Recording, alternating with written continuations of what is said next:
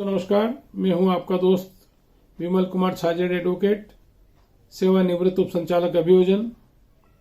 दोस्तों, पुलिस और इन्वेस्टिगेशन एजेंसियां कई बार लोगों से पासपोर्ट जब्त कर लेती है, जबकि पासपोर्ट जब्त करने के बारे में कुछ विशिष्ट प्रावधान है।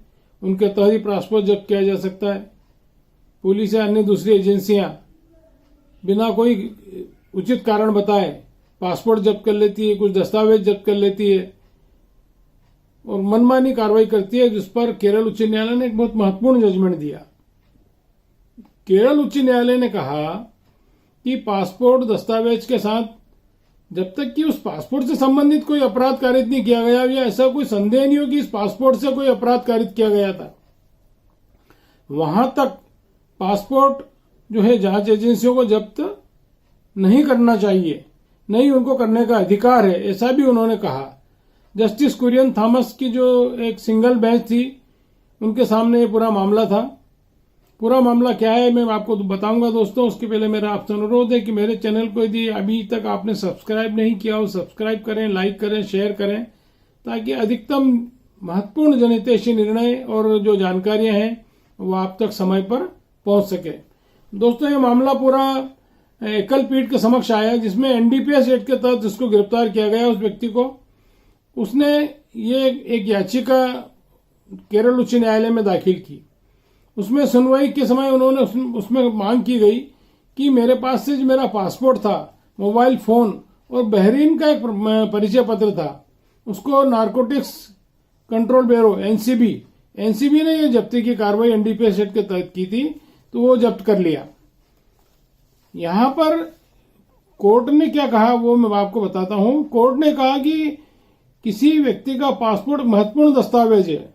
पासपोर्ट अधिनियम 1967 के तहत जारी किया जाता है।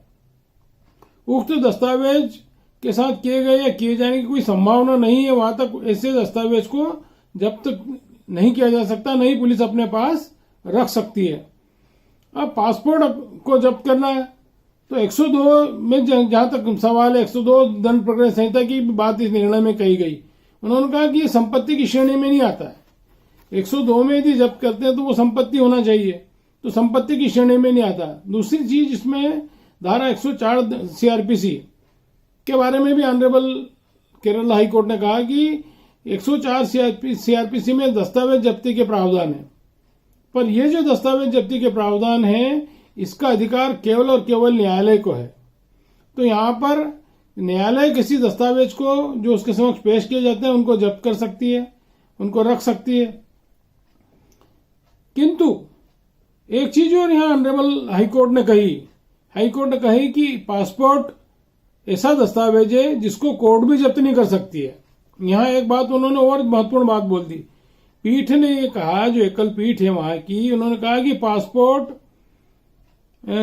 एक्ट की धारा 10(3) जो पासपोर्ट अधिनियम 1967 का है, उसकी धारा 10(3) के तहत पासपोर्ट जब्त करने की शक्ति केवल पासपोर्ट प्राधिकरण के पास है। ये एक बहुत महत्वपूर्ण बात ऑनरेबल हाई कोर्ट ने कही। कोर्ट भी इसमें जब्ती की कार्रवाई नहीं कर सकती है। तो पुलिस या जांच एजेंसी जिन्होंने ये जब्त किया था, उन्होंने कहा, विरोध किया वहां पर कोर्ट में और कहा कि इसका दुरुपयोग करेंगे, इसको जमानत इस आधार पर मिली है कि केरला छोड़ के नहीं जाएगा। तो यहां पर ऑनरेबल हाई कोर्ट ने कहा कि चाहे जमानत में ये शर्त लगाई हो कि केरला छोड़ के नहीं जाएगा, तब भी ये जो डॉक्यूमेंट है, जो उसका पासपोर्ट है, वो मोबाइल है या बहरीन का उसका पहचान पत्र है, वो रखने का कोई औचित्य नहीं है और वो रखने का उनको जब्त करने का उनको अधिकार नहीं है।